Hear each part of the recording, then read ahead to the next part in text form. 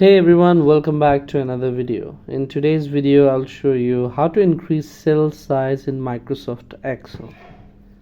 So without any delay, let's get started. As you can see on the screen, here's the document where I want to change the cell size. The simplest way to do this is by placing your cursor between the columns and rows, then clicking and dragging to adjust the size.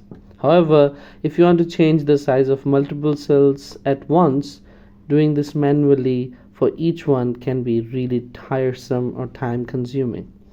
Instead, there's an easier way to adjust multiple cells.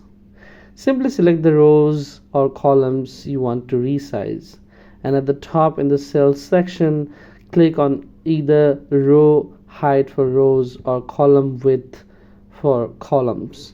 Then enter your desired size and hit OK. And that's it.